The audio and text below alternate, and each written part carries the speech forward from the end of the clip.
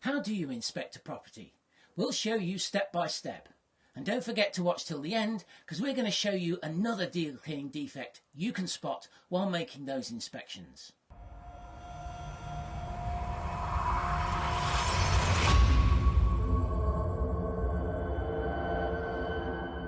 The inspection of a property, in my opinion, starts not when you arrive at the property, but some streets back, when you enter the area generally.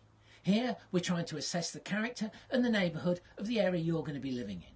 So we're looking for obvious things like industrial units, shops, schools, things that might be a benefit but also a detraction.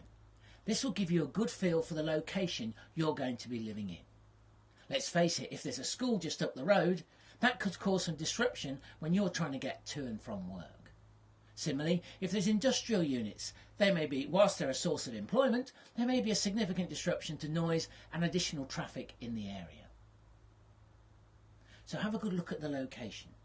When you arrive in the street itself, have a good look at the properties themselves. What's the character of the neighbourhood like? Are they well maintained?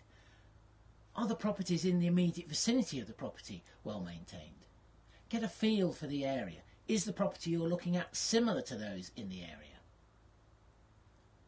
This will all give you a good feel for the type of property you're going to be looking at. And before you go into the house itself, take a moment just to step back across the road and have a look at the property and compare it with those adjoining. Is it well maintained? Is it poorly maintained? Because believe you me, in my experience, however that property looks on the outside, there's a fair bet that on the inside it's going to be in a similar condition. So, the next step is to actually go inside. Now here, you might be meeting the owner or you might be meeting the agent. They're going to be keen to show you round, to show you all the plus points of the property and skip over those areas that aren't so attractive. So let the agent show you round and take in and absorb the property. You've already gone through the specification of what you're looking for and what you're prepared to compromise on in a previous video, so you should know exactly what you're looking for. When you've made this inspection, you should know whether this is the property for you and has actual potential. Now here, this is the time to ask the estate agent or owner if you can have a look round on your own. Now this will give you the opportunity to look round the property without the pressure of the estate agent or owner showing you all the features. Here you can look beyond the furniture and the fittings to the actual condition of the building. And here I think you need a little bit of a different mindset on this second inspection. You need to pretend you're looking at for an elderly relative, and therefore look more critically at the walls and the ceilings and try and assess the condition in a little bit more depth. When you've done the second inspection, if it's still the property for you, the next part is to ask some questions. Questions form a vital part of the inspection process. And in my opinion, these divide into three areas. One, you need to understand about the property, so you need to be asking questions about the property itself. Secondly, you need to find out what the owner's situation is and whether they're actually a motivated vendor. And thirdly, we need to understand the area a bit better from the owner's perspective.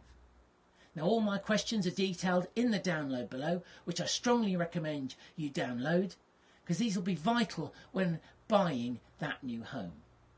And they will also be essential when it comes to making an offer and negotiating that purchase price, which we're going to be dealing with in the next video. So please download the information and take those questions with you. They will be a vital part of any property inspection. So, you've inspected the property, you've asked all the questions, this is the property for you. The next stage is to make an offer, and that will be dealt with in the next video. Now, let's look at one of those deal-killing defects you can spot when inspecting those new homes. Electrical wiring is a potential killer defect. This can cost anything from £3,000 to £20,000 to undertake a full rewire of a property. This will very much depend on the size of the property in question.